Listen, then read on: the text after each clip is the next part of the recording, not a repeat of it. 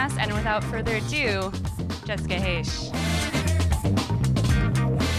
I re-outfitted myself in the GitHub bathroom. So thank you, Sonia, for providing such a lovely dress for free for people to wear. And also, I think not actually for people to wear, for her to wear on Fancy Fridays, but I walked into the bathroom and they were like, oh, the bathroom's great, walk into the second stall, and there's all those crazy things about condoms and babies and Ryan Gosling. And then I walked out and immediately saw this sparkly dress in front of me, and I was like, I'm gonna put that on. So.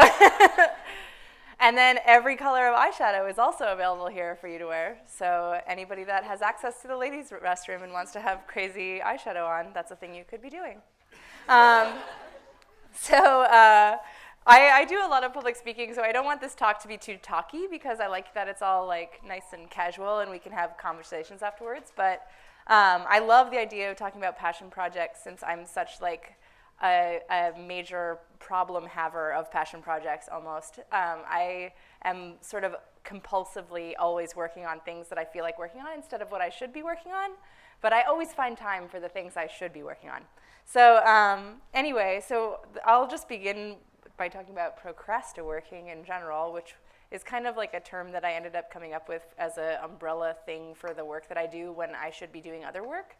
And it's funny because my friend Mig is here from Chicago, who just happened to be in town, and I sort of first was able to understand this whole side work passion nonsense that I end up doing because of a video series that he was doing as a passion project on the side. So he had this project called Humble Pied, which is still up and about, though not actively added to, I think, at this point. In which he just asked people, there's all sorts of blogs that do this now, but this was 2009, so, early on, that ask you, if you could give one piece of advice to people, what would it be? And my piece of advice was the work you do while you procrastinate is the work you should be doing for the rest of your life. And of course, anything that you write down or tell people or post to the internet, it was taken in every which wrong way. So I had a bunch of a-holes on Twitter being like, so I should just masturbate and play GoldenEye for the rest of my life? Which is, of course, every single thing you ever write online, people misread in every what way. They read however they want. But I tried to keep it light. My response was, if you get paid to masturbate, you should absolutely do that for the rest of your life. Because why not? I feel like there's a whole field called being paid to masturbate or pornography or something like that. But anyway, this whole idea of working on the things that you want to be working on isn't a unique idea. It's just one of those things that sounds really selfish until you have a better understanding about what it is. To think about always working on the thing that you want to be working on, or when you have that feeling in your gut, this is what I have to do right now, because if I don't work on it, it's like creative food poisoning and I have to just get it out, and if I don't get it out, I'm going to sit here all day and have a sour stomach about it. A lot of people can't grasp it because they have really normal jobs. We don't have normal jobs. I would imagine that being at GitHub is not a normal job. You guys have dresses in your bathroom.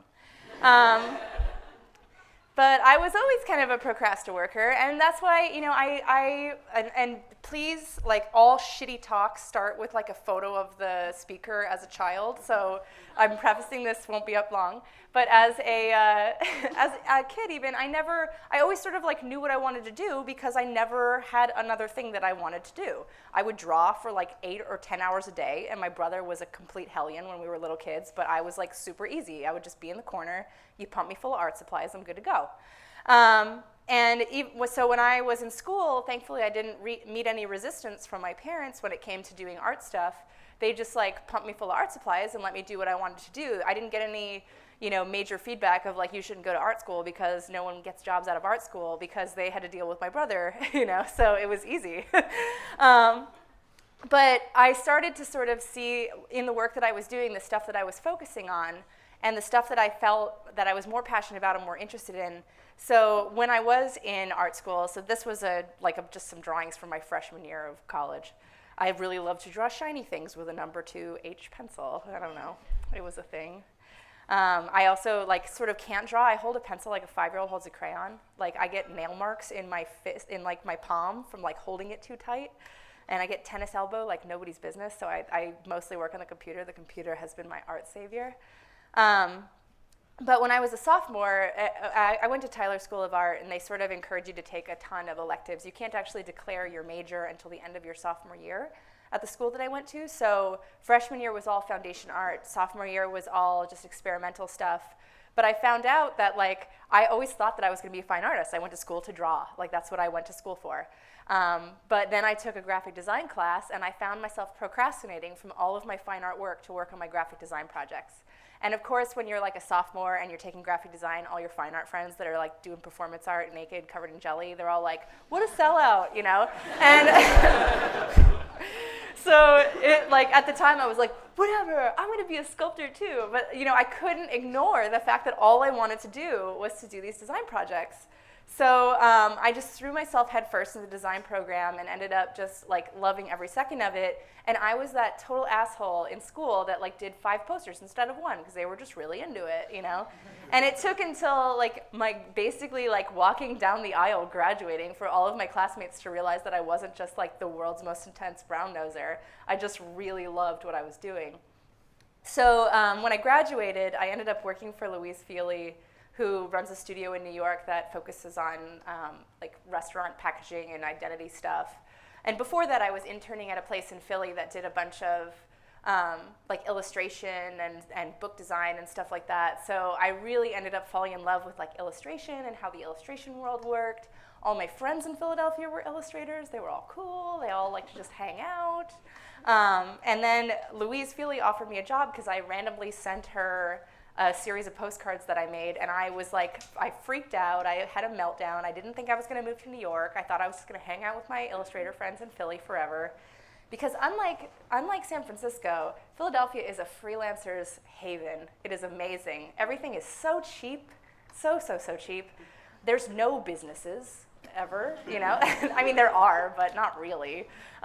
Here it's like every single person works at a startup. It's really funny. Like during the day, it's like a fucking ghost town in this city. Everybody's just like either down here in Soma. The mission is really just only homeless people during the day, but it's interesting to be here and be in this field that isn't like the everything field. In Brooklyn, everybody's a freelancer. Everybody's just like around all day. And in Philly, it was like that too. So moving to New York was like a major change I didn't foresee happening because I just wanted to be a freelance illustrator like all of my friends were. But it was while I worked for Louise that I ended up sort of discovering all this hand lettering stuff, and it was what I was really passionate about. I did a lot of lettering in school, but I didn't really know what it was about. I just sort of did it because I was too broke to buy fonts, and that's why people do stuff sometimes, because they're broke and resourceful. And also because, like, I don't know about you guys, but stealing is like really hard. You have to like actively do things to steal. That's why I just buy shit on iTunes all the time because I'm too lazy. If I wasn't lazy, I would probably steal everything. Not now that I make real money, but as a broke student, I totally would have stolen everything. But I'm lazy, so I iTunes things. So anyway, while I was working for Louise, because it was a really tiny studio, I ended up doing a lot of freelance work just to like make ends meet. Whenever you're working for a small place, they usually pay you in like thanks and lunch. So I got paid like well enough, but I was making like $34,000 a year living in New York City, which is like not much when the like non-cockroachy apartments start at $800 a month with roommates that are 35 and sexually addicted, like gay men that are really out and about. So I was doing all this freelance work, and in doing that, I started discovering the kind of stuff that I was really interested in doing too, because I loved graphic design and I loved working for Louise, but I really loved the interaction of being an illustrator and working with creatives all the time instead of working with the end client. I noticed that a lot of the work that Louise did, she was working with restaurateurs and people that have never worked with designers before. And if you're working with people that aren't used to working with designers, every single time that you work with them, it's like an educational process. You have to basically prove to them what your value is and show them what you're good at every single time, versus when you're an illustrator, you're hired to just kind of like do your thing, you come in at that part of the project, you leave, and other people finish it up. Which sounds really scary to people that are like startup-y, that are like, I want to be there for the whole thing, I gotta see it through, la la la. But as someone that can sort of like hand things off and trust other creatives, it feels like a way to collaborate constantly with other people. So while I was doing all this freelance illustration work, I ended up trying to incorporate some of the lettering work that I was doing while I worked for Louise into my freelance illustration work. So the slide on the right is this, like, I got hired by, I forget even what magazine it was now, but it was an article about the teenage brain. I think it was Harvard Business Review or something, which is an awesome magazine. And I just drew a bunch of like teenage stuff in a brain environment, and it was really fun. And I started to just incorporate more and more of this like hand lettering into my illustration work. And the more people started seeing me do it, the more they started hiring me to do it. So that was sort of like the first lesson that I ended up learning from doing all this freelance work, was like, if you don't prove to people what you want to do, how are they going to know you want to do it? So that's like one of the first reasons why passion projects and side projects sort of come about, because there's something that you want to be doing, but no one's paying you to do it right now. And you have to show them that you want to do it before people will pay you to do it. So lettering became sort of like my first passion project. It was the thing that I wanted to do that I wasn't getting paid to do, and I had to show people that I was interested in it. So I started incorporating more and more lettering into my illustration work in order to get hired to do more lettering work. And then over time, the more people started seeing it, I got it hired for it over and over again. People love to hire specialists and things because people love one-line bios. Who here like spent more than 3 minutes thinking about what their Twitter bio is? You know, and it like defines you in some way, whether it's some stupid, silly thing that, you know, means nothing. It's still a thing that like defines you and who you are. And when people introduce you at a party, they introduce you by this bio, like, oh, this is my friend. She works at GitHub. She does this. She has a crazy dress in the bathroom. You know, that becomes your bio. Forever, Sonia will be the crazy dress lady that works at GitHub. So, to me at least, that's your one-line bio for me. So I started thinking about that, and like, you know, that's really what matters when it comes to like being a professional and being a specialist. Like if you went to a party, what would people say to introduce you as? Hopefully it's not, oh, remember that video of that person running naked across the whatever? Like you don't want that to be your one-line bio. But like being like, oh, she does lettering, she did this, blah, blah, blah. Then all of a sudden, next time that someone else is at a party and they're working on a logo project or something, you get brought up as the person that they know that does that thing. So more and more, because lettering is such like a niche thing, or at least was, now more and more people are doing it, I was like the lettering person that everyone knew, because I was just sort of like very friendly and out and about and went to a lot of shit, and people started being like, oh, Jessica does that kind of stuff, I guess we can hire her. And over time, I mean, that's kind of how networking happens. People do networking and they go out and they're like all like weird and businessy and handing out business cards. Like if you've ever gone to like a party and witnessed someone actually trying to network, it's the most worst thing in the whole universe. Like if anyone has ever given you more than one copy of their business card, that is the worst thing ever. I've had people give me 5 business cards at once. And I'm like, why do I need 5 of these? I don't even need one. Like we've met. If you write me on Twitter, we'll have met again. That's how we contact each other. But when you can sort of have networking just be you meeting people that you have interests in, like you have similar interests, which we all do, then all of a sudden you get to have a presence within that community as a person that does a specific thing. I know that for sure at this company there's people that are like specifically good at one thing here, and whenever you have a problem in that zone, you talk to that person first. And that's sort of what happens in every single industry. So I ended up being able to work for a lot of really awesome clients, including Wes Anderson, which was awesome. And that was just totally a random recommendation from someone within their art team, because they were working with another calligrapher that was like, I'm not a calligrapher, I'm a letterer, so there's a weird difference between those things, and no one knows it. I do. The difference is that calligraphers write and letterers draw, which seems like a completely weird thing to say, but you have a specific kind of handwriting in a way that you write, and you're really good at doing that handwriting. Whether or not it looks good is up to everyone and yourself, but you can replicate that way of writing over and over again. And that's what calligraphers do. They master several styles of writing so that when someone calls upon them and they say, hey, we need you to do our invitations, they're like, boom, and it's the same every single time because they're super well practiced, it's crazy muscle memory, they know what they're doing. Letterers are kind of feeling around in the dark a lot of times, but it's good because the thing that unites our work is the methods that we use to create it. So I work entirely in Adobe Illustrator mostly, and then I use RoboFont when I make fonts. But it's all vector. All my work is vector, and that's what sort of unites the style of my work. So, and there's also other things that unite the style of your work. I mean, if you drew an apple and you drew an apple, you'd know whose apple it was. Even though you're drawing the same subject matter, it looks unique to you because your artist's hand is in it no matter what. But letterers can work in a lot of different styles, unlike calligraphers that usually master a few styles. So this was a really awesome project. I could go in depth into it. I'm talking super fast, too. I'm sorry, been biking around all day. I'm wearing a sequin dress. But even through my professional career, I started looking at what I was doing when I was procrastinating and figuring out where my passions lied. So I share a studio now in the Mission with another letterer. His name's Eric Marinovich. He's an awesome dude. He's way more awesome than I am in a lot of ways. And he's Croatian and is very friendly and huggy. But the kind of work that he's doing now, he does a lot of calligraphy as well as lettering.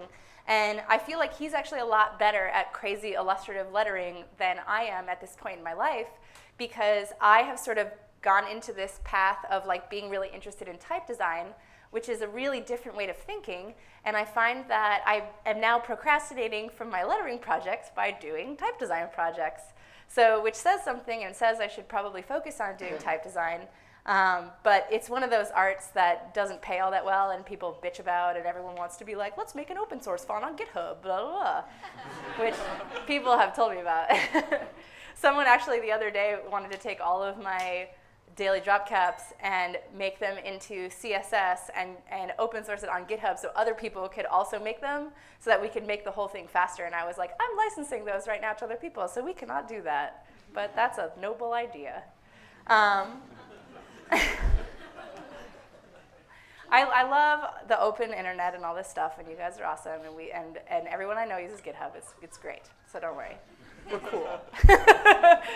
But so I love type design stuff right now, and I find myself procrastinating on a lot of my lettering work to work on type stuff. And it's just a very different way of thinking. Instead of thinking in kind of a more macro way, you think very micro. So it's all about these little minute changes that you're making that affect it as a whole, instead of looking at the full picture, the painting of the final thing, and thinking of the presence that has. So you're always zooming in from macro to micro, but it's so much more about these little tiny details. And it's also a lot of this, which not a lot of people know about.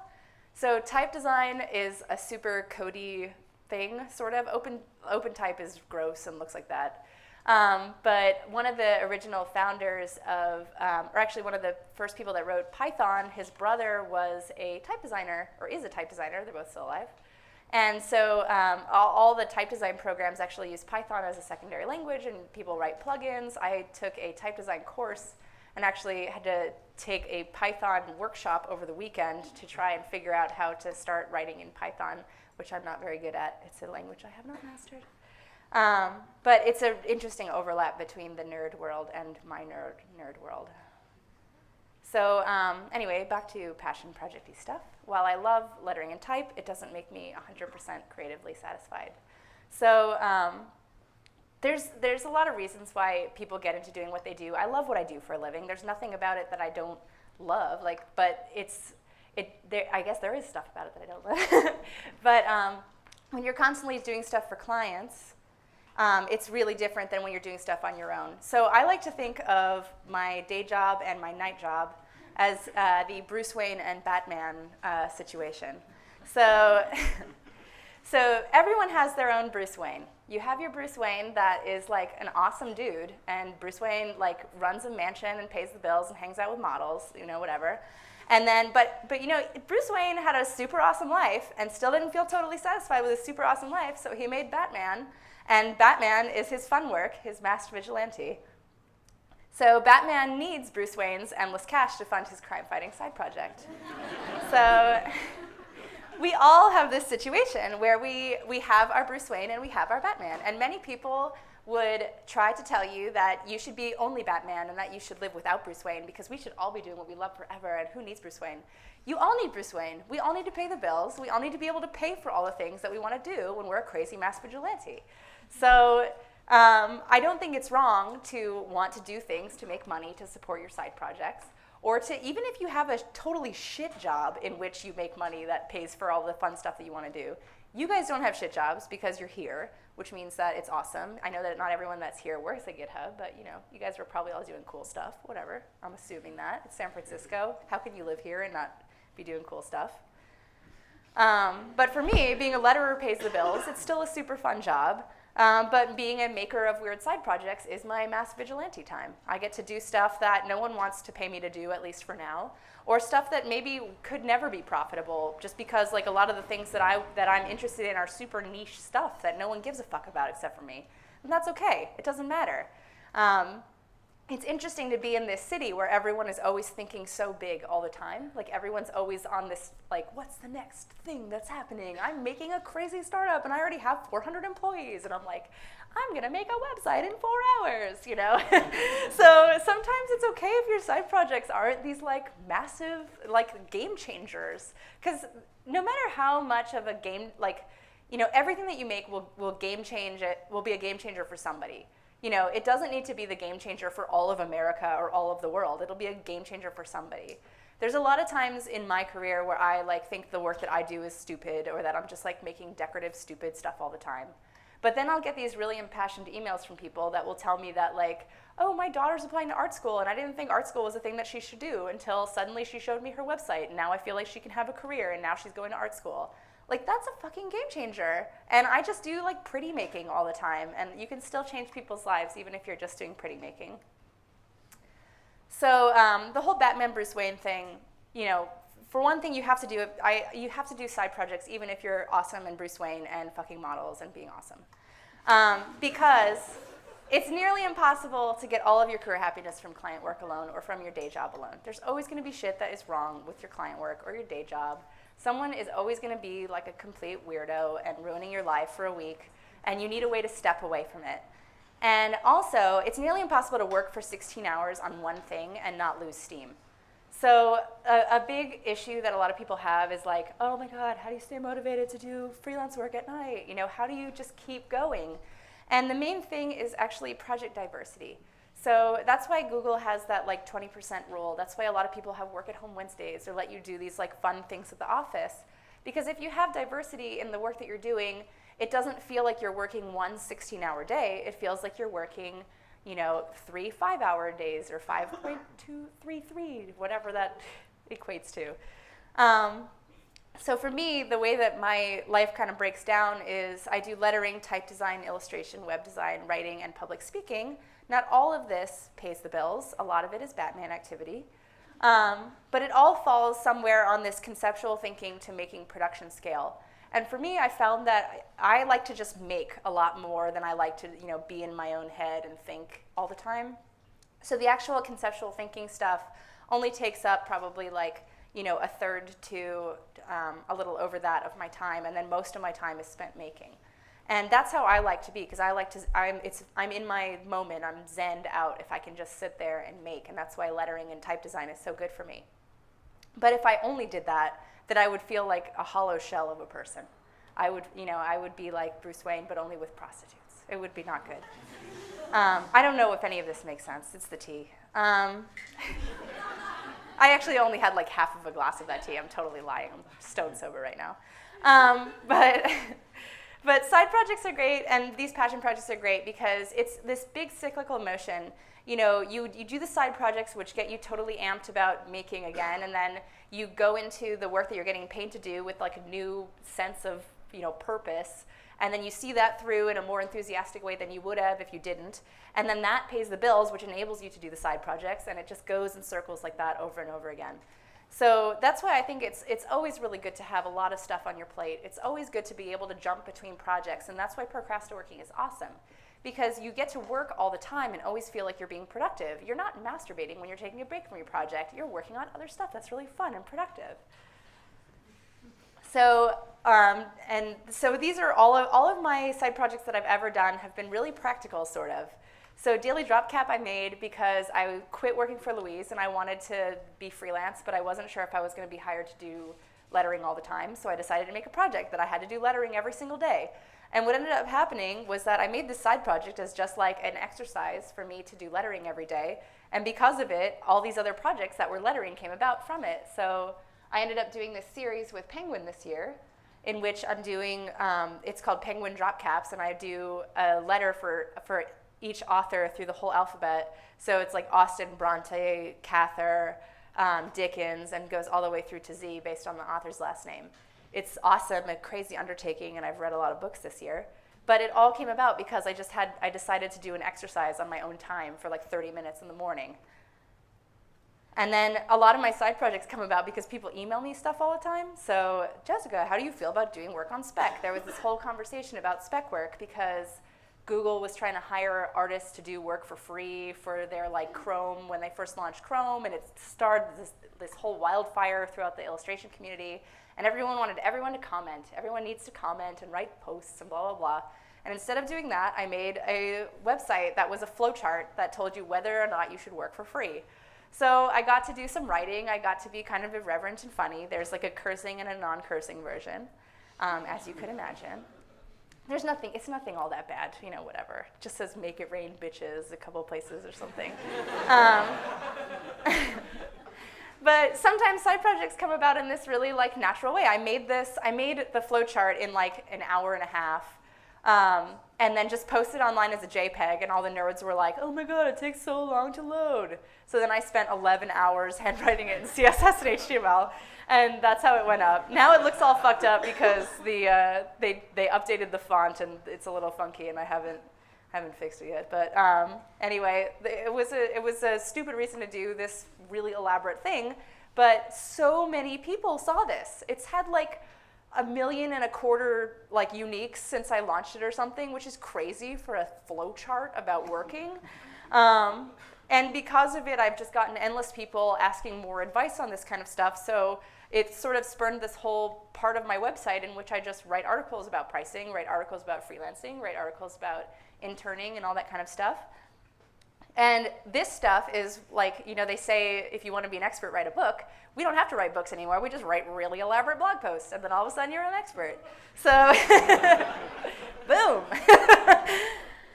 So it's helped a great deal because I think in, really outing a lot of this professional stuff, this insider info that all of the insiders know but don't share all that much because they're afraid to, expose what they actually charge for things. I ended up, like, having all that transparency and I ended up having a lot of people trust my opinion more, want to hire me because they knew that I just was very straightforward about the way that I operated. And in the end, even though I was more transparent and was posting, prices on here that a lot of people thought were outrageous that live in like, Wichita or something, I was still able to help a lot of people and educate a lot of people and hopefully raise the awareness of what people should charge for all things. What do people even use Twitter for? It's like Facebook with no pictures? This was like an honest question from my family. So I made Mom, this is how Twitter works. And in the end, I've gotten so much feedback of people like that are seriously our age that are like, I learned that I was accidentally showing all of my secret conversations to people on Twitter because I didn't know what an @reply was. And it's just narrative and just shows you Twitter. It's a stupid thing. I made it in like a day and a half. And that's how all of my side projects end up being. They're not these like commitments for 8 months, like make this total crazy thing. If I can't make something in a weekend, it probably doesn't get made. And that's just how I operate, because I'm a sprinter, I'm not a marathoner. We were talking about that a little earlier.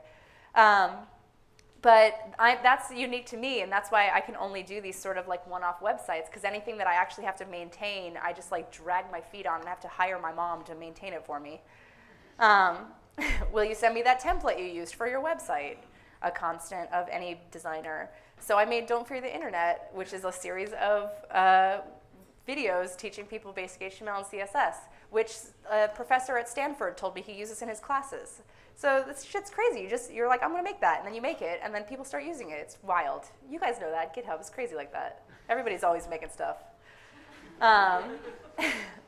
Another big one, you don't know me, but can you recommend a printer for my job that you know nothing about? Everyone assumes that if you're a designer, you know all printers in the entire universe. So I'll get like emails from people in Australia that are like, I want to make a business card. Can you recommend a printer? And I'm like, you live in Perth, Australia. I don't know any printers there. So I made this website, Inkerlinker, and just had a form that all printers could sign up and just like list their services, and that was it. And it's just a WordPress site. But now there's like 500 or 600 printers on there, and a lot of people use it as a resource, so it's pretty cool. None of these things will ever make me money. I pay my mom to maintain this website for me because I just like have no desire to update people's contact information on a website I will never make money on. See this like ad in the corner there? That was a link exchange with French Paper because they put me in their mailing list blast once. So they're like, we'll put an ad on your site if you, like, let's do an exchange. So that's how all these ad things work on these sites. It's really fun, or not. Any classes or books you would recommend to learn how to be a letterer? Just decided to do workshops, made a whole thing about it. And then, so people come to you and have these problems, and you can either do nothing about them and focus on your thing that no one's asking you about, or you can do something with them, and usually they can be really fast. You know, these workshops, I started a studio with my friend Eric, and we were like, you know, it would be awesome if we didn't have to pay as much rent for our studio in San Francisco. So let's have workshops and subsidize our rent with these workshops. So sometimes there's really like practical reasons for doing stuff. My wedding website, which you can't really see that much on the screen, came about because I was getting married. That's a very practical reason to make a wedding website. But it also came about because as soon as we announced that we were engaged, every person on the internet was like, oh my God, you're going to have the most beautiful wedding website in the whole universe. And I was like, fuck everyone. Because I was so freaked out. I didn't even want to I was like, let's just elope. Let's not do a wedding. And Russ was like, my mom is from the South. We can't do that. So I the whole time, my family's totally crazy. I love them, but they're completely insane. They're like hyper divorced. It's really intense. So I just wanted to run away and get married. And then as soon as the internet was like, oh my God, I bet your wedding invitation is gonna be like the best in the whole universe, and you'll be able to wear it. And so I was like, let's just do something really small. Let's just get our friends to give us some artwork. It'll be great. And it ended up being this like insanity parallax website thing that then Gawker shat on like crazy, which was really fun. And then they had to do a redaction because they got so many crazy hate mail from like the people on the internet that are like, Jessica's awesome, shut up. Which was really rad. I was into that. But, and you know, like all my side projects are so dumb. They're all like just these one-off things. I made this website because I was tired of clients sending me manuscripts that had like the accent typed after the E on cafe, because no one knows how to type accents or no one used the proper quotes. So I just made like a website, quotesanaccents.com, that teaches you how to type the quotes. And then this is the last project that I'll show you, just because this was like a total, like sometimes I just like making just silly, stupid stuff. And it's really fun and it's delightful, and like, why not? So I had this idea a while ago that I wanted to make these certificates of awesomeness to just give to people that were doing awesome stuff. You know, like sometimes people write you really nice things in the mail, or like be like, oh my God, I just totally made this cake for my friend. And I'm like, that's great. You deserve a certificate. So, but I never made them because they would cost like $1 billion, because of course the only way I could imagine them happening in my mind was like with 20 colors of like holographic foil. And so I never made them. And then a few months ago, a few of my friends were bitching on Twitter about how they didn't get into one of those 20 under 30 competitions. And I was like, oh, this is the perfect time. So I made a website called Thousands Under 90. And then, so if you think that you deserve an award, you can give yourself an award on Thousands Under 90. And the whole thing just fills in your information and says, like, you're so awesome that they're going to change your profession to GitHubbery or something like that. And then there's no like printed version. It just tells you to take a screen grab of like your thing. And people are like, you should do a thing where it converts it to a JPEG. And I'm like, no, it's a fucking one-off website. Just take a screen grab. And so, but it was so fun. And I got so many people posting these on Facebook that were friends of mine and tagging me. And then all their friends didn't get the joke. So they'd be like, oh my God, congratulations. Like, which turned into like 2 or 3 days of just all of us laughing at everyone on the internet. It was really good. But anyway, so there's so many different reasons to progress work and to do these passion projects and whatnot. But you have to always be coming up with ways to like keep learning, to teach other people, because we forget how much we actually know. Like, I mean, you guys probably know how much you know because nerds are really good at knowing how much they know. But we forget that not everyone, like, you can blow people's minds. When we first made Don't Fear the Internet, Russ, who is like, he works at Facebook, he's like a total web person, he was like talking about, oh, we got to teach them how to do like floats and responsive stuff. And I'm like, we got to teach them how to not make the links blue. It will blow their minds, believe me. And so we have this knowledge that really does blow a lot of people's minds, and just coming up with ways to teach to other people is a great way to start passion projects. And of course to play, because sometimes you're stuck in a project, at work or whatever, and you don't feel like you're really experimenting or playing anymore just because you're at that point in the project where you just have to see it through. So you have to come up with new ways to be able to play. So, and of course to find your passion, because a lot of times we don't really know exactly what it is that we want yet. And it's only through like experimenting and trying new things that we actually figure that out. So yeah, thank you guys.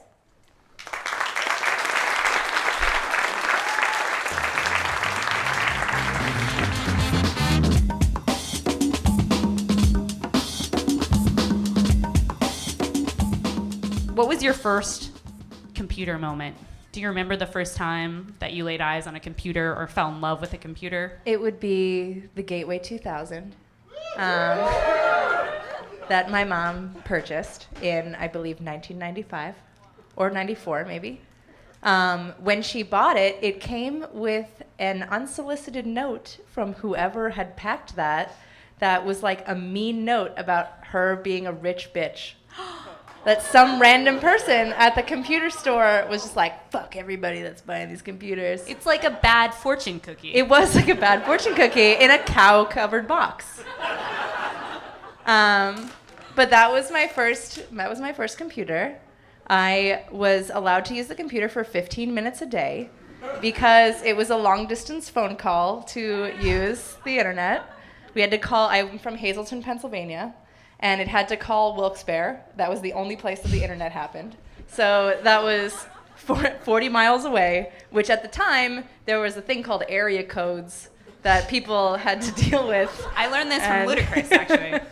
And so it was very, that's a nice, the hose and whatnot. But I loved it. We had all the AOL discs that anyone could ever ask for. I wish I still had my original AOL AIM name, but I have a new one. I think we should try to find those discs and make jewelry out of them. I've seen people make shower curtains and all kinds of stuff out of them. But also, my whole hometown used MIRC as a chat client, which actually turned into like a giant pit of despair in high school. Because what happens is when teenagers have the internet, it's terrible. So we had this chat room on MIRC called The Dungeon, which was controlled by like a couple of very intense self-centered nerds, and then like a bunch of like crazy high-drinking football players. And so they would do... They knew how to use the internet? Well, they didn't know how to use the internet. They knew how to go there. They knew how to go to there.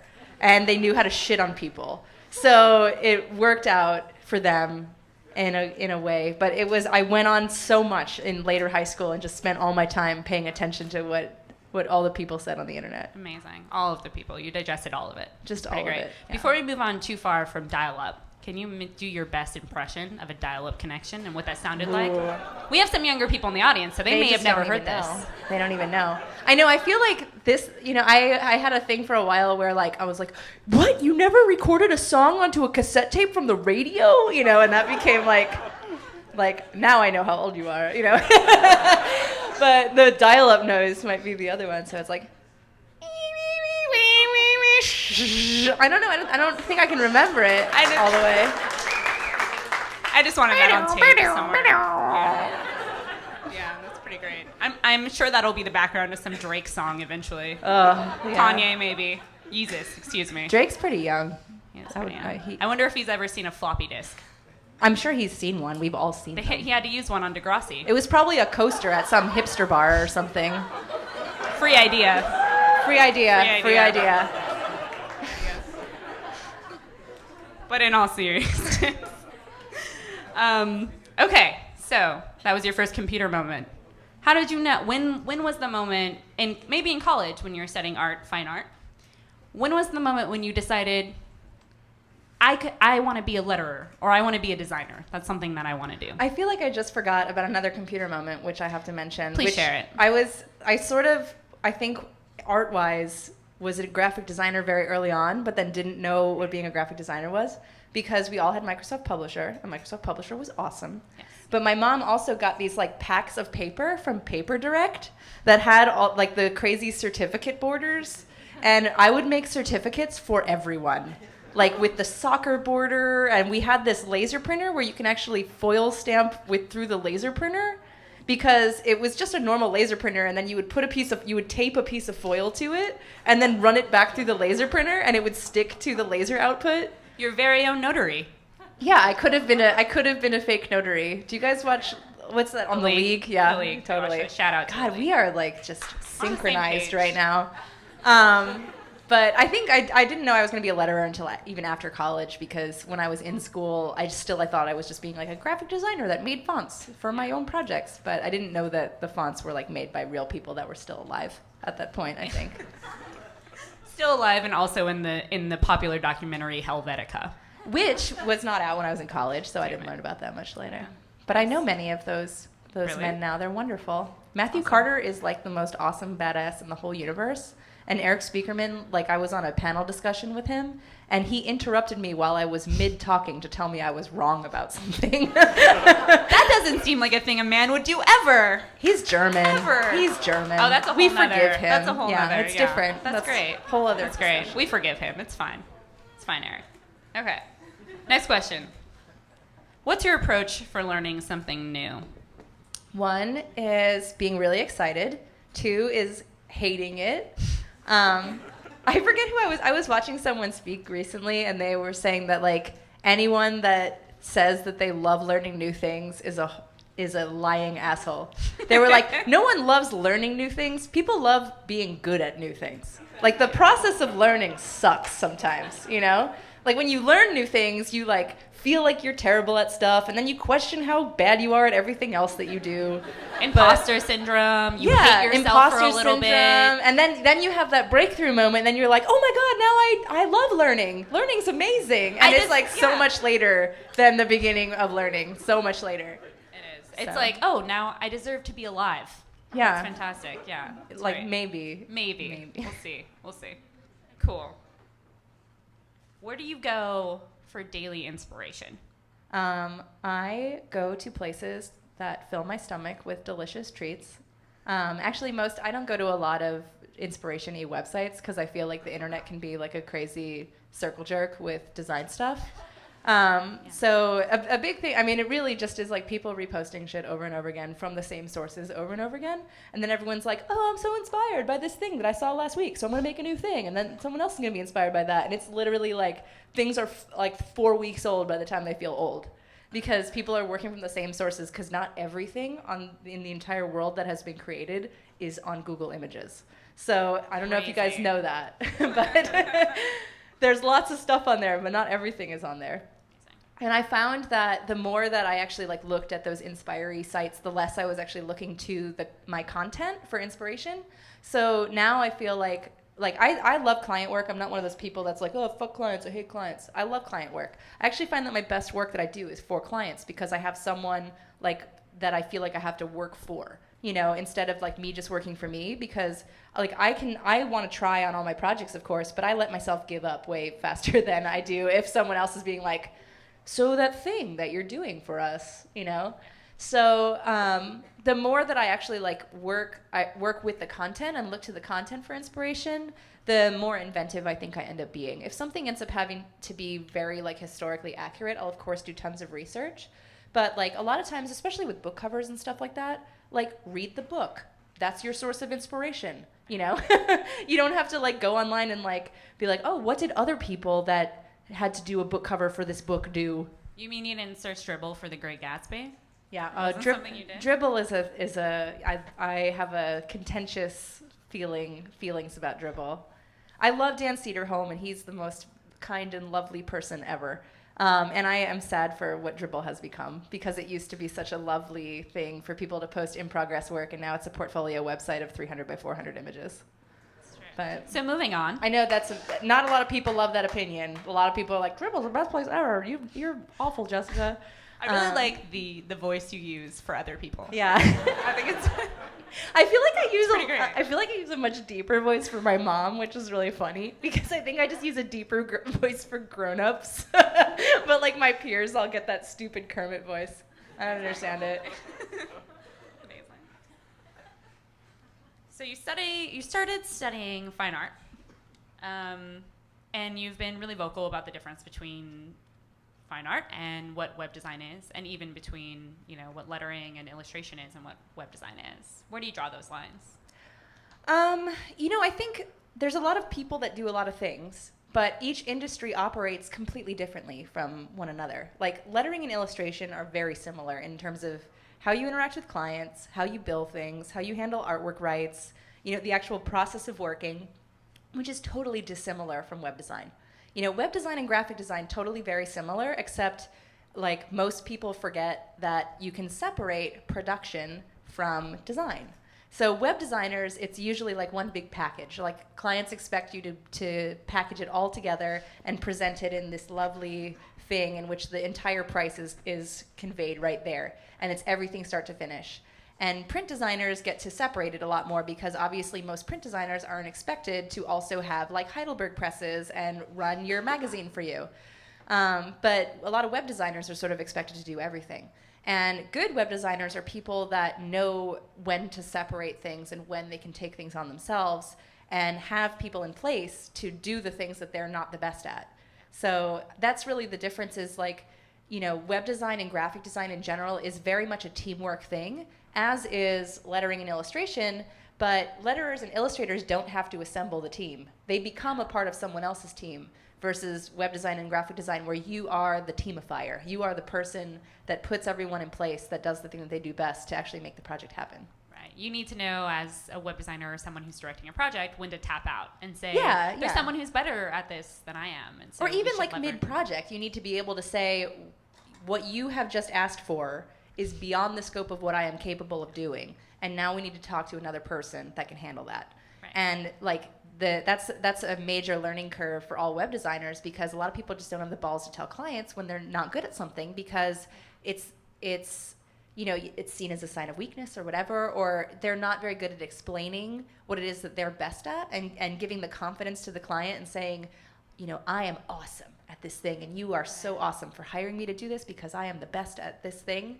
What you are asking me to do is like Swahili compared to what I know to speak. So we need to ask the Swahili speaker to do that. And that's going to be an additional fee, and I'll show you 3 people that speak Swahili in different price ranges, and then they can speak Swahili for you, and it'll all be great.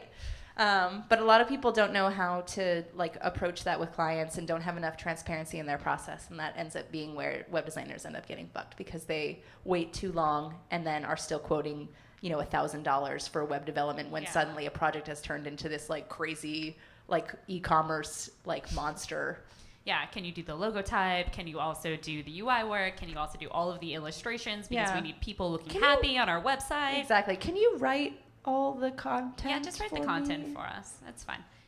So that definitely becomes a problem. And a lot of your projects have actually turned into things that are aimed at better educating designers and everything. Do you think a big part of the problem there is that businesses or entrepreneurs in general don't understand design and what aspects make a web designer and an illustrator an illustrator? I think so. I think that's the biggest problem, and it's because it's annoying to have to like educate people every single time. Right. And that's why I love being a letterer, because I don't have to do that for the most part.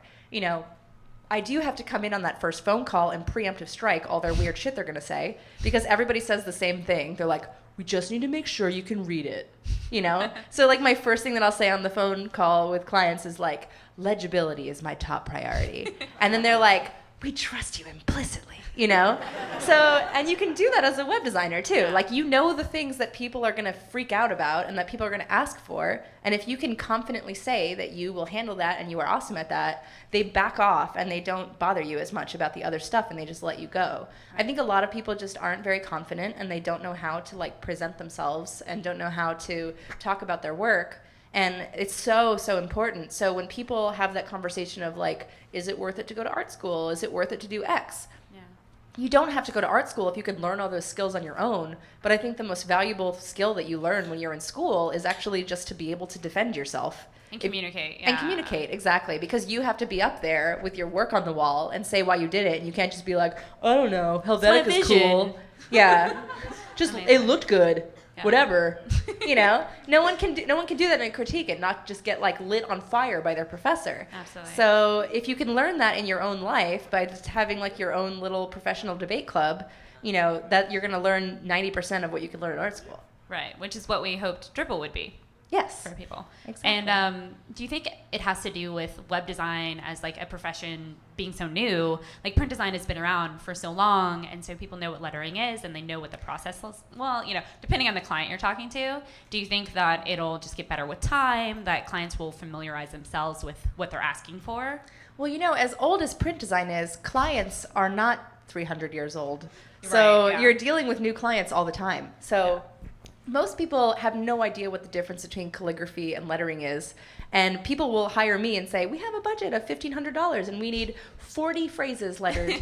And I'm like, that is not possible with a lettering person. Like, maybe you can typeset it. I can recommend fonts that you can use. Or we can talk to a calligrapher that is really, really fast and see if they can, you know, manage it in their hourly rate. But most people they think fonts. I've had a lot of people that look at my work and they say, hey, can I get the V from that alphabet? And I'm like, you know that I just wrote that word. It's just a picture of a word. There's not like a whole font behind that. Yeah. And it's amazing how much you can blow people's minds that like people just forget that human beings like create things sometimes. Right, yeah. You mean computers don't do it all? No, yeah, you know, you'd be surprised. I have to qualify all of my like, I make it by hand on the computer all the time. And people are like, I don't understand what you're talking about, you know? Amazing. Like, wait, so you have a pencil and you use a Wacom and then I'm like, no, I don't use a Wacom, I use a mouse. And they're like, what? How do you draw with a mouse? You just move the mouse? And I'm like, no, you do a point here and a point here and a point here and a point here and a point here. And then you send them a screenshot of the pen tool in Illustrator. And then they're like, that sucks. Yeah. I don't want to do that. And I'm like, that's why you pay me to do it. It's great. Yeah, it's great. It's a perfect Works out exchange. for both of us. Yeah. Amazing. So you have collected a lot of web experience from your side projects. What do you think is the biggest disconnect between web design or the stuff that you worked on specifically and what someone would qualify as like web development? Well, I'm actually kind of in a weird spot because I have talked to so many web people in the last couple of years, and now I feel like I'm at more web conferences than normal conferences, and I am like one of those people that's like, all web designers should know how to do basic front-end development. They should all be writing their own blah, blah, blah. And I know that like the true nerds are like, CSS is awful. Who writes CSS? We use this other language that compiles it, blah, blah, blah, blah.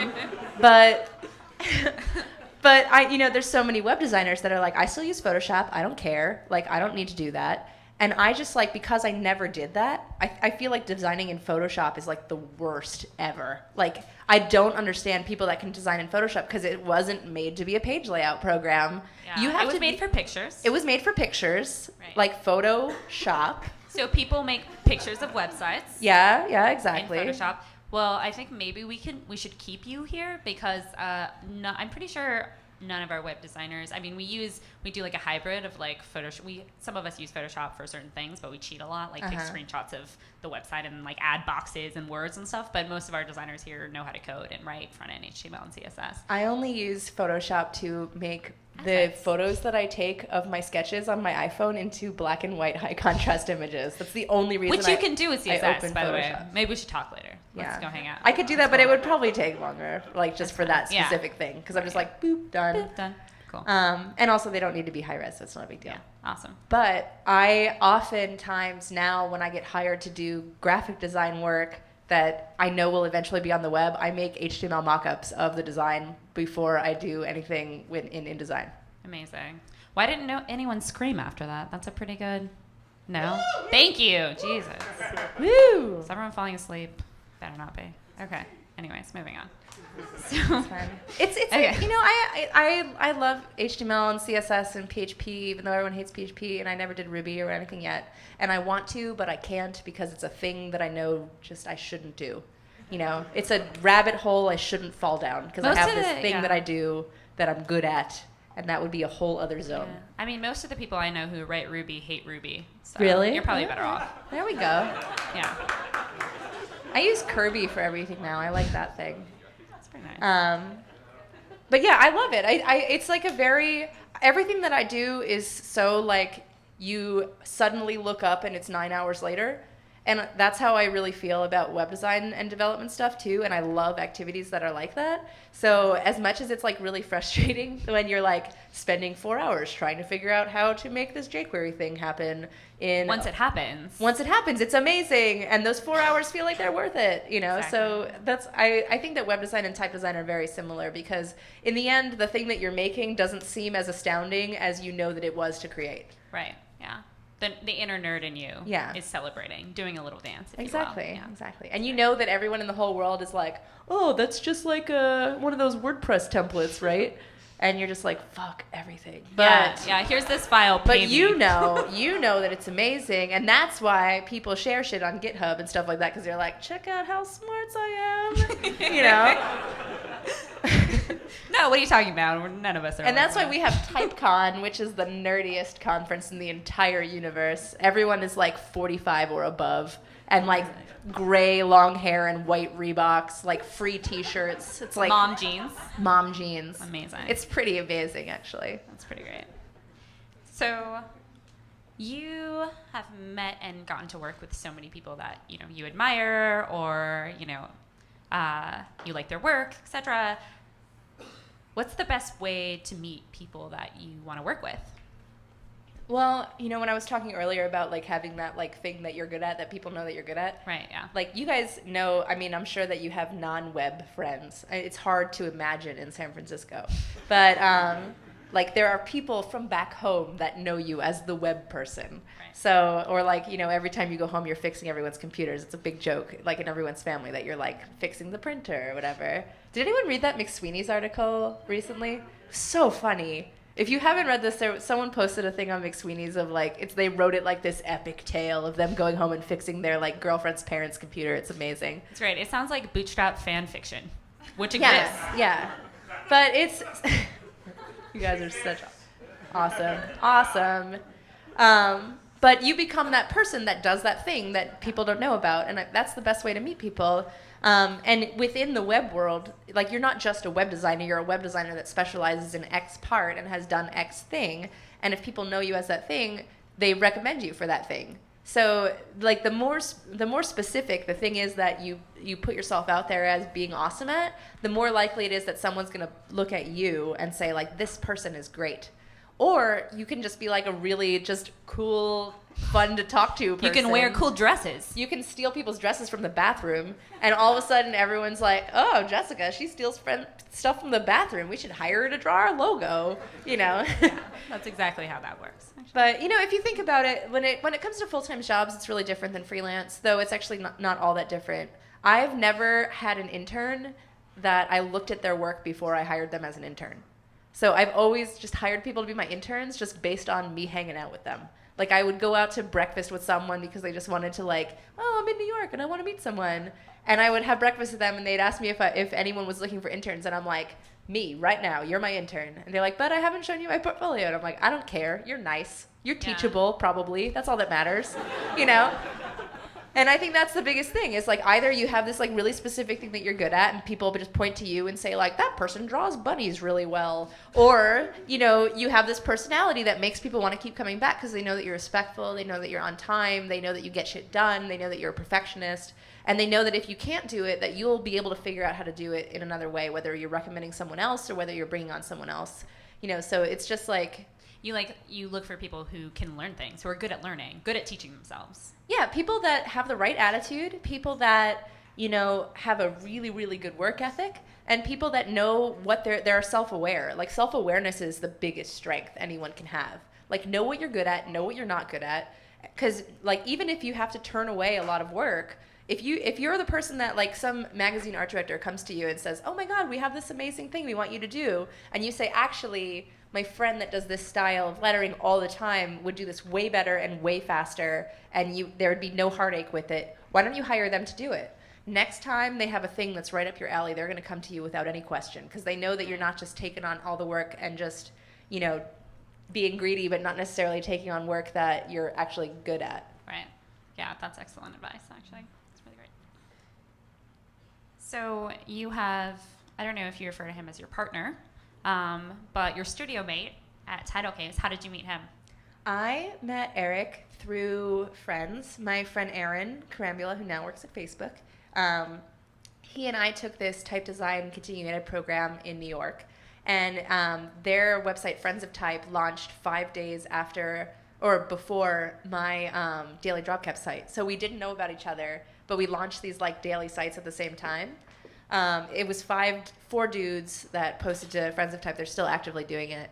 And we became sort of like sister site friends. And I ended up doing some like collaborative work with them on Friends of Type. So then a couple years ago, right before we found out we were moving to San Francisco, but we're still in New York for the summer, TypeCon happened in New Orleans, which was like the biggest drunken fiasco in the history of the universe. And someone, like, there was like a shooting blocked from the apartment because it's New Orleans. But I was hanging out with Eric there, and I was like, Eric, you live in San Francisco. Do you have a studio mate? And he's like, no, I just work from home. And I'm like, you're going to get a studio with me. So I just, like, we hung out. We totally jived. He does the same thing as me, and I've never had a studio mate that does such, like, in the same zone of work. And it's so awesome to be able to have these really, really in-depth critiques with someone versus, like, I've always shared with other illustrators or designers, and you can ask them advice, but they can't give you, like, that super pinpointy, like, hyper nerdy advice that someone that does exactly what you do can. Right. It would be like if you were, like, a JavaScript person in the room with a PHP person, but, like, you guys didn't totally overlap, because there's no overlap, actually. There's no overlap. So you could be like, you could ask that person a question, and they'd be like, I know how to Google that, sort of, but that's it. So being able to share a space is really great, because we get to actually, like, give each other shit, like, That's real. Excellent. That's very cool. Moving on to our next question. Any cards from the audience yet? Any questions? No?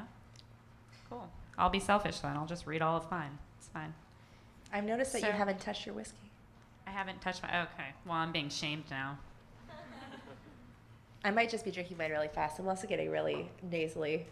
Just hold your nose the whole time, actually. The whole time? Just do that the whole time, yeah. So, you mentioned that your former boss... First boss or former boss? Louise. Former boss. Wasn't my first boss. Right? Yeah, Louise. Louise Phil? Feely. Okay. The Italian way. The Italian way. You said that she has been a really great mentor for you over the years. What do you look for in someone to be a mentor to you? Does it happen accidentally? Are they just friends, or how does that work? I think mentor relationships are always something that you have to, like, really nurture, because, like, everyone's different and needs different, like you need to be giving back to your mentor as much as they're giving to you, because, like, I think a lot of people end up having sort of, like, weird relationships with their superiors because they forget how much that superior is teaching them, and taking time out of their day, and that they're, like, extremely slow and not as good as they think they are because they're 23 and really not that good at what they're doing yet. And I think the more you have, like, respect for the people that are above you and that are, like, trying to really, like, teach you, the better it is. So in that case, as much as I was, like, not making a shit ton of money or anything like that, I was still giving it 100% my all, because I knew that the more I respected her and the more I gave to the projects, the more I got back. And because I was so respectful, and because I was, like, always hyper clear about my intentions there, and always tried to, like, credit everything like crazy, always ask permission before I posted anything to my website, she had a non-compete with all of her employees. She only has, like, 2 employees at a time, so all of her employees, me and the other dude that was there. But the non-compete said that you couldn't work for anyone that she's worked for while you work for her or for a year after, which when you're dealing with someone that's run a studio for 20 years in New York is every publisher, every ad agency, every person that could possibly hire you. So I was getting asked to do like book covers from publishers that I know that she's worked for, and I just tried to be hyper respectful, and I would go to Louise and say, this publisher is trying to hire me to do this thing, but I know we have this situation, like what do you think? And if she thought that they were hiring me for me, and not me as cheap her, she always let me do it. So, and I think because I was so respectful of that relationship and of that agreement between us, we ended up having this really good like mentor-mentoree situation. It's only when people start being like a little secretive or thinking that they like deserve more, you know, that it starts to get a little toxic.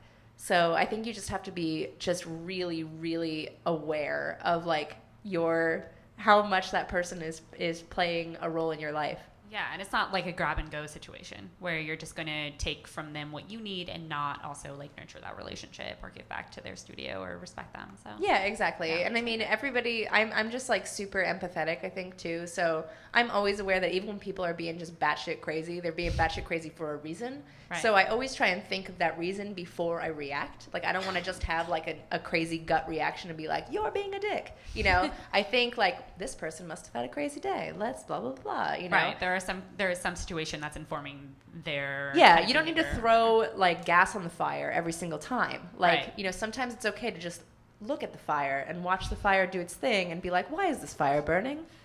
Let me approach the fire when it's a little less calm, you know? Right, yeah. That's amazing. Are you mentoring anyone? Well, sort of a little bit like right now. Eric has had this on and off intern for like 2 years who's like, he's Croatian, and there's like some sort of Croatian men's network in the Bay Area. It's really funny. They all have these like weird men-only barbecues and stuff like that. And his dad owns like some sort of like wine land. He's not not like a wine person. It's more like, we have grapes. We sell grapes to people, you know?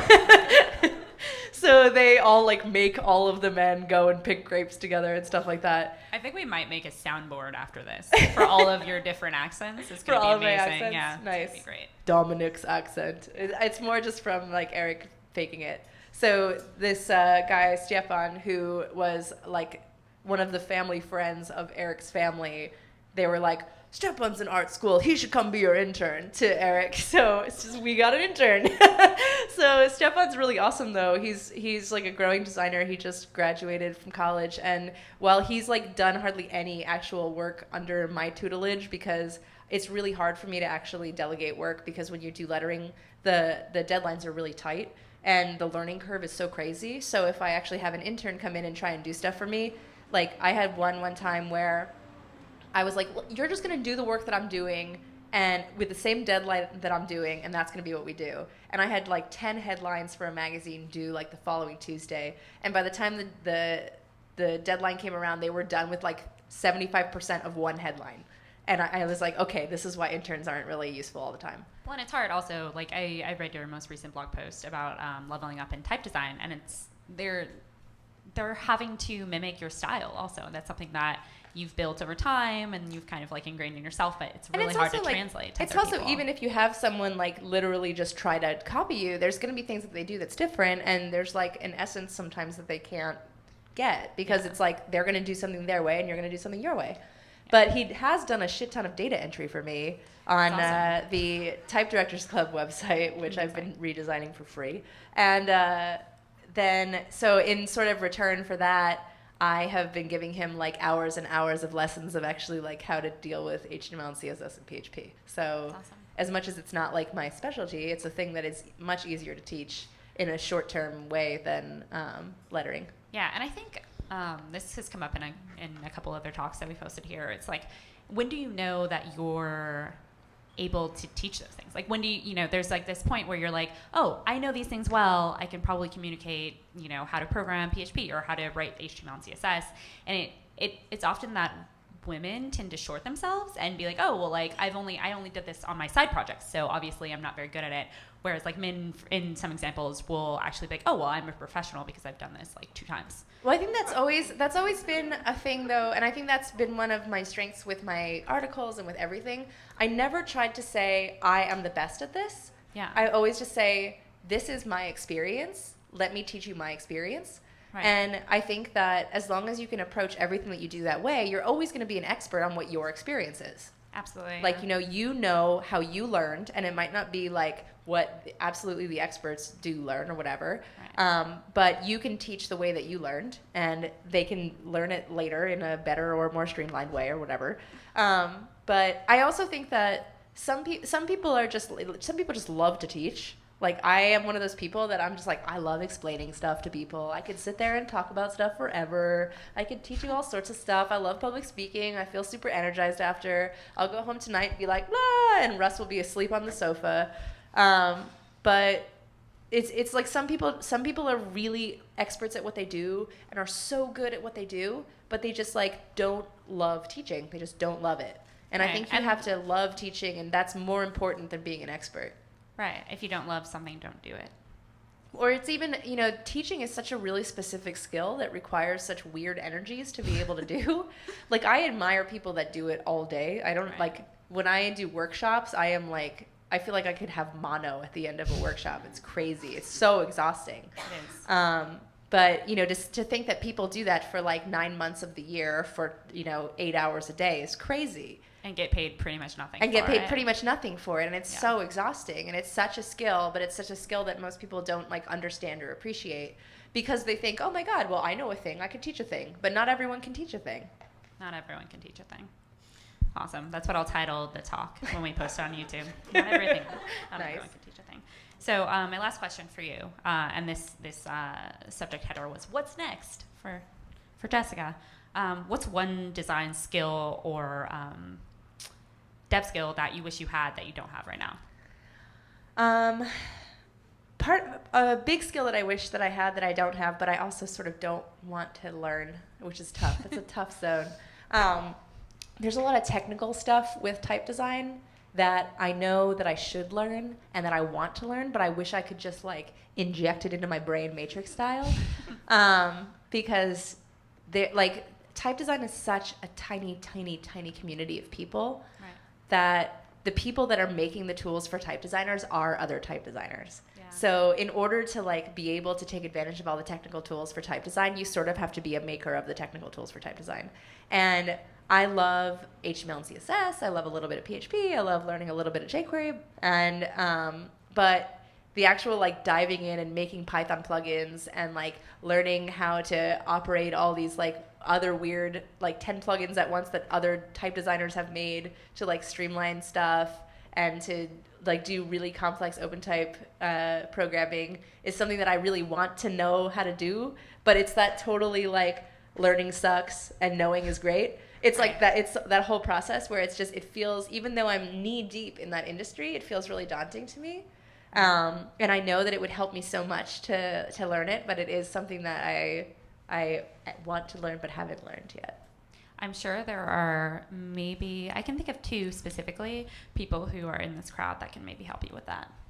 Yeah, well, And so everyone it's can, a the bit- thing is, I don't need people to help me with it. I need no one to help me with it. Because my issue is I'm such a delegator. I'm so good at delegating. As soon as I find people that know how to do stuff, I'm like, oh, you know how to do this? Just do it for me. It's great.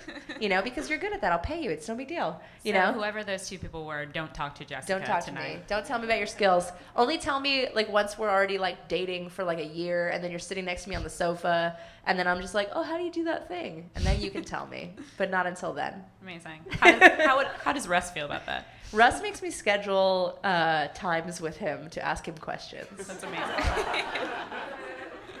Amazing. He makes the most like horrible faces when I ask him questions in the middle of working on a project, because I'll be like, oh, I'm trying to make this thing move over here when you touch it, and he looks at he grabs my computer from me, puts it on his lap, and goes like this. And it's like nothing makes me want to take that computer from him more than that face. And it's just him, like, it's not him being frustrated, it's him like, I'm getting in the zone. But it is the most like, Yeah. like, I hate that you're making me do this face. Amazing. So now we have like, Russ, I need to schedule 2 hours of jQuery time this afternoon. Will you help me? And he's like, okay, you know. Amazing. So we'll send Russ a bottle of whiskey also. Yeah, I for think he those 2 deserves it way hours. more than I do, for sure. Amazing. Cool. Well, thank you, Jessica, for being here. Thank you to everyone who showed up and stuck around. We are hosting a drink up at a nearby bar tonight from now until 11:30, so drinks are on us. It's at Novella, which is at 3rd and Mission. Whoever wants to join us there is more than welcome to. And can we just give Jessica an outstanding round of applause for her amazing talk?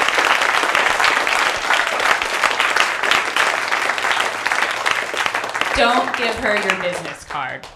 Only one. Just Only not one. 5. Well, you can give her one Just not business 5. card. That's And the- I'm sorry and you're welcome for all the cursing. Thank you. Thank you. Thank you, guys.